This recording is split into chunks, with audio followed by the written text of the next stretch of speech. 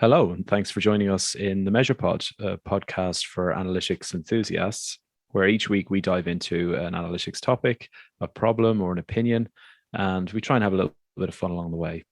I'm Dara, I'm MD here at Measurelab. I'm joined, as always, by Measurelab's longest serving analytics consultant. I really need to stop saying that every week. Dan, it's such a mouthful. Hey, Dan, how are you? And what are we going to be talking about today on the show? Hey Dara, I am good, thank you. This week we're going to bring up the topic of server-side GTM. What is it all about?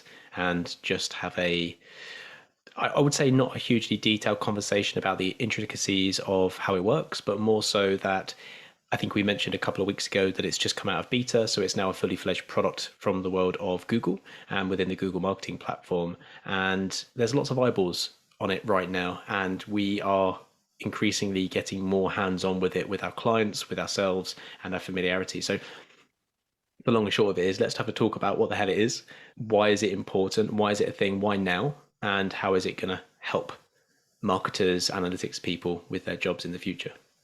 All right, let's start at the beginning. So, what is server-side GTM? Well, the key thing there is the word server. So we don't really talk about it much or at all, but when we're talking about GTM, we're talking about client side. So the two sides of the same coin, as it were, are client side and server side. So the client side means it's hosted on the website. So that is just the traditional Google Tag Manager, copy and paste the GTM snippets onto your website. That is client side. So the client is the web browser in essence. The server is any server. So we think of servers as places to store data, right? Cloud-based servers or website servers or whatever. But it's the same difference. What we're doing is we're saying rather than hosting our GTM within the website or the browser, we're going to host it within a server. Conceptually, it still does a very similar thing. It serves tracking for analytics and marketing. The only difference now is it doesn't originate from the person's browser. It originates from your server. So the reason why this is important is because it takes that energy, that stress, that bandwidth off of the browser, and then moves that onto something that you own that can be running at its own pace, doing its own thing without a dependency on something quite fragile or fickle like a browser to be cooperative. So, aside from efficiency or having control over it by implementing it on the server side, there must be other benefits. Why else is this a big thing? Why should people care about this being an option now? There's a couple of reasons why people are doing this now. The first one is that it takes this load off of the browser. So there's an opportunity there to decrease page load times. Actually, I honestly don't know how much of a difference that will make. I think you're going to have to do some before and after comparisons, different every time.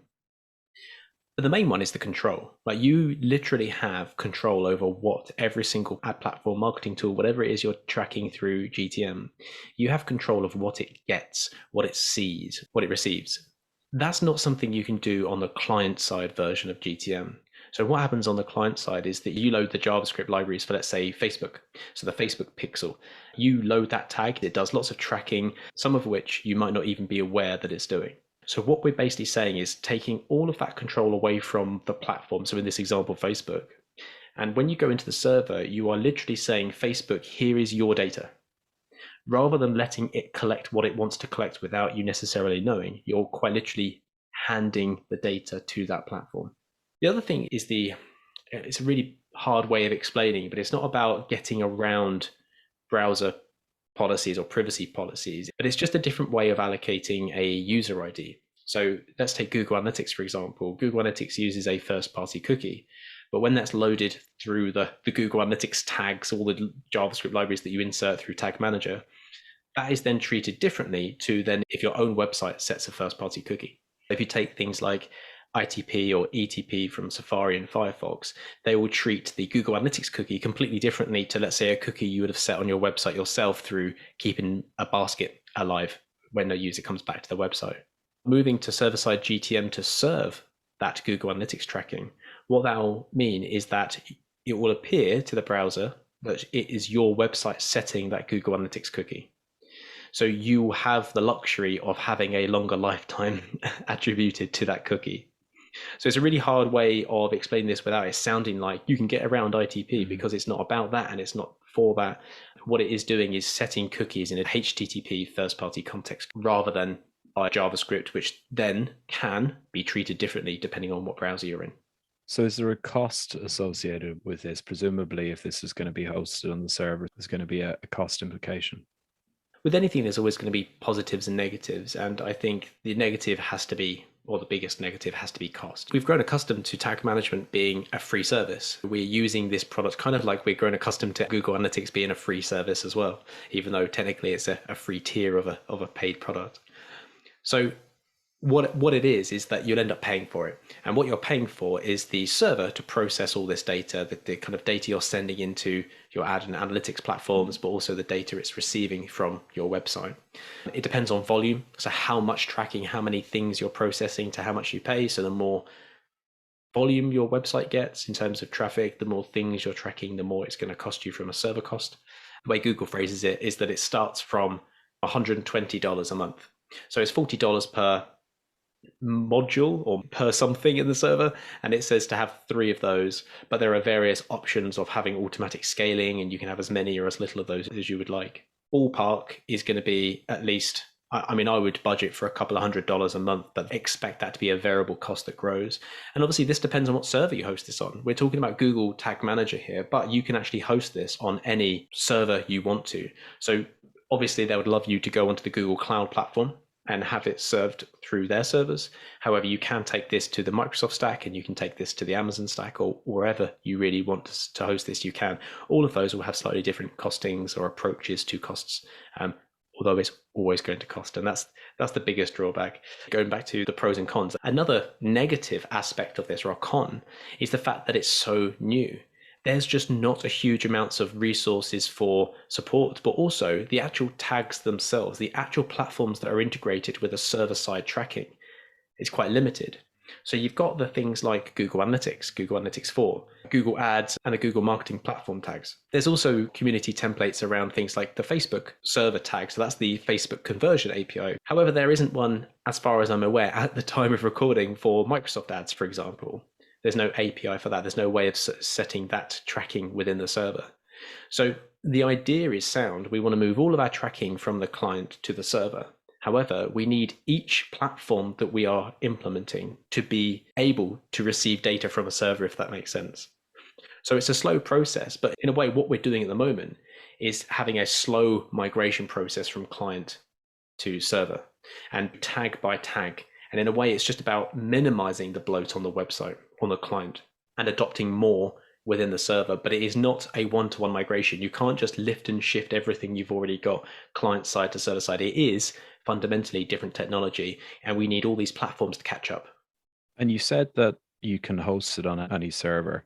I'm assuming there are some advantages to having it in the Google Cloud that you would lose maybe if you hosted it elsewhere. I would imagine so, but I honestly don't know. I've not used server-side GTM on anything but the GCP. I'd like to think that there's no difference. The platform of Google Tag Manager is still the same. So it doesn't affect the workings of GTM, but again, don't know. Does this mean that in time, client-side GTM will be phased out, or is that going to continue to be an option? And is it going to be a case of businesses weighing up the pros and cons of each? No, it's a really good question. And I've not really explained how it actually works. And I think that's the important part here, to understand how and where this might go in the future. So from my understanding, and again, I am not a highly technical person, especially when it comes to server-side anything. But the idea is that you have one set of tracking on your website. You can never remove all tracking from your website. So you have one set of tracking, and believe it or not, it's GA4. At least that's what they're asking you to implement. So you're going to implement GA4 on your website. And then rather than that feeding directly to Google Analytics, that feeds your server. And then what you can do is you can take that event that you've just tracked using the GA4 taxonomy. You haven't tracked anything yet, it's just fed the server. You can then take that and then you can pass that to Facebook, you can pass that to Google Analytics, of course, you can pass that to your Google Ads and whatever other tags you want to do. So in a sense, what it's doing is it's taking 5 marketing and analytics tags and turning that into one. In a way, what you're doing is you're creating a data stream from your website of GA4 events going into your server. You're then deciding to ferry that data out to these different platforms. How you implement GA4 on your website makes no difference. So you could keep your client-side GTM to implement GA4, and that is no problem. So moving to server-side GTM does not mean you need to get rid of the client-side GTM. And actually, it's probably a really good idea to keep it, because there are some things that you'll never be able to move to the server. So tools like Hotjar, for example, the ones that are doing session recordings and other similar platforms, you're never going to be able to move those to the server because they need to be monitoring all DOM interactions on the website at all times. They're still going to be needing to be implemented somehow, and GTM is still a completely sensible way of doing that. However, if you wanted to strip it back to its component parts, you can implement native GA4 GTag tracking on your website, hard-coded, no GTM. You can point that to your server-side GTM, and then you can do loads of stuff with that. You can, quote unquote, implement Facebook tracking, Google Analytics 3, 4 tracking, and all those other things. The future is really GA4 only, if that makes sense. So your website will only have implemented via GTM or not, GA4. That then feeds this system, the server, which then does everything else with that, including GA4. So in a way, what Google are suggesting is to use the GA4 tracking as almost like a generic taxonomy on your website for any tracking. And then you take that and do what you want with it, obviously including GA4 itself. The thing with that as well is that you're not limited to just tracking websites. You can do this with your apps. You can do this with server-to-server tracking. So things like, and this is where I get really excited about the potential of this tool, things like measurement protocol in GA, right? You can do all of that from GTM. GTM server side is the future of GTM. The client side is almost redundant in a way, or not redundant, but it doesn't need to be used. You don't need a client side version of GTM. You just need GTag. You just need GA4. You mentioned things like Hotjar earlier. Would you not still need to have the GTM container code on the website if you did want to have tags like Hotjar? Yeah, absolutely. It all depends on the reason for moving to the server side version of GTM or moving things to the server. So GTM, the client-side GTM, comes with a bunch of stuff, and it might just be useless stuff for what you need. So GTM tracks or can track a lot of triggers, tags, variables, all those things, but you might only need it for one purpose, in which case it might be overkill. And even if it is the tiniest amount, that overkill could be doubling the page load time, for example. So if you wanted to minimize the amount of code you're serving onto the website, you might opt out of using GTM. And then in that case, where you're using something like Hotjar, is you would just implement that natively on the website through your CMS or through your web devs. But let's say you do have a hybrid setup where you do have a need for, so I get it, if it's just Hotjar, you might just hard code that onto the site. Let's say it's not just Hotjar and you have, I don't know, 5 tags that need to go on the client side, and then you also want to use server-side GTM. Do you know how that actually works? Is it all done through one interface, and do you have some tags that are controlled via the server and some that are placed in the traditional way in the container that exists on the client side?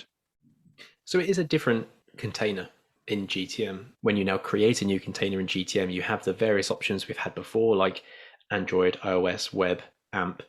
But what you also now have is the server option. So in a way, you can even think of it from an interface perspective. It is a migration from one container to another. It's just that one container is implemented differently. Let's say you start with 10 tags client side and 0 tags server side. You might move 5 of them across, and you still keep both containers there, 5 in each. And as the support for server side continues to grow, those 5 tags on the client side might have now support in the server, in which case then you can remove those last 5 and move those to the server too. I think it's at that point when all of your tags are in the server, you might ask the question of, why do I need my client-side GTM? Because your client-side GTM is only going to be implemented in GA4 now, or at least that's the idea. You'll always have GA4 implemented natively or via GTM, which then feeds the server. So do you then implement GTM to then implement GA4, or do you just implement GA4? There's going to be different every time, but that's going to be the conversation. Last question from me on this. Is there a steep learning curve in terms of using it? Do you need to have more, if let's say someone who isn't, I mean, we're all technical in this game, but let's say you're more on the marketing side and you don't come from a developer background. One of the benefits of GTM is, at least to implement fairly straightforward tags, you don't need to be overly familiar with coding. Is it different with the server-side GTM? Is it harder to use? Is there a learning curve, or is it just a case of understanding the nuances and getting familiar with the different type of container and working with it? Yeah, I think the latter. It is a technical tool, the same as Google Tag Manager client side, but the Google part of the name makes it super user friendly, and they go out of their way to kind of market it as a marketer friendly tool and not a developer tool. However, we know that marketers can go so far, and then you need developers to help in terms of just using client side GTM. The same goes for server side GTM, and the biggest thing is getting it set up. So you need to create a server, you need to ideally create a subdomain for your website, which you then host that on. So you'd have gtm.measurelab.co.uk, for example. That DNS stuff is the pain that we as marketers or consultants can't do. But using it is exactly the same. Not exactly the same. There is a learning curve, but the deployment of tags and things like that are exactly the same. And also, this is another Google thing that I have to say. Google do this all the time. Google are not the first. They did not invent server-side tracking, right? The reason it's now within our conversation is because Google have done it. So if you've ever used any tools like Segment or anything like that before, it's exactly the same, or at least similar enough. This is not the first to do it. However, it's Googleified, which makes it a little bit friendlier to use. And I can imagine, although we're not there right now, the adoption is going to exponentially increase.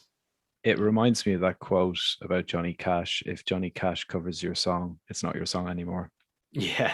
It's really interesting. I have to admit, I'm not too clued up on the full potential of what this is going to offer, but I know people are very excited about it. So I reckon we bring somebody on in a future episode and we dig into this a little bit deeper and we get their thoughts on why this is such a big deal and maybe the shape that this will take in the future.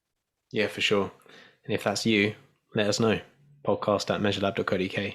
You don't mean me. No. Sorry, you, the audience out there. Sorry. Well, look, anyone really, I'm sorry, just talking directly to the audience. Anyone that has any practical experience using this will be super valuable, actually. And especially if you've used it on different servers that isn't the Google Cloud Platform, that would be really interesting to hear about if there's any issues or any caveats or anything you're missing out on by not using the Google suite of tools.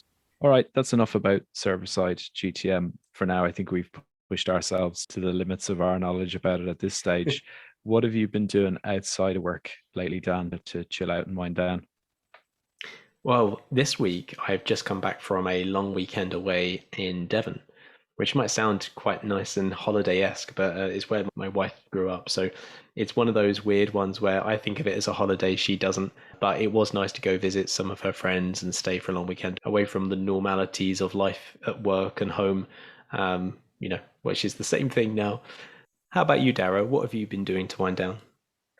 Well, I've started reading Dune in advance of the film coming out. I haven't read it before, and I saw the trailer for the film, and I just thought it looks amazing. I've also had like loads of different people recommend the book to me over the years, and I've finally got around to reading it. I'm only about a chapter in. I literally just started last night, but it's so far so good, and I ideally would like to finish it before I see the film, but that might not happen. I'm very excited for the film. The trailer looks epic. I cannot wait.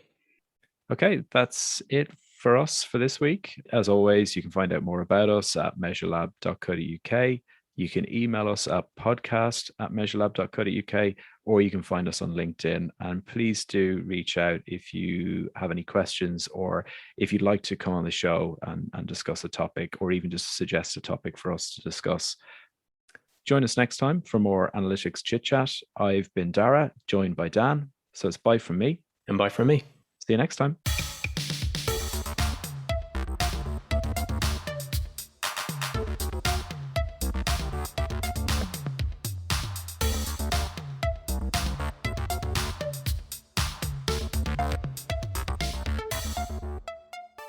My name has now lost meaning in my head.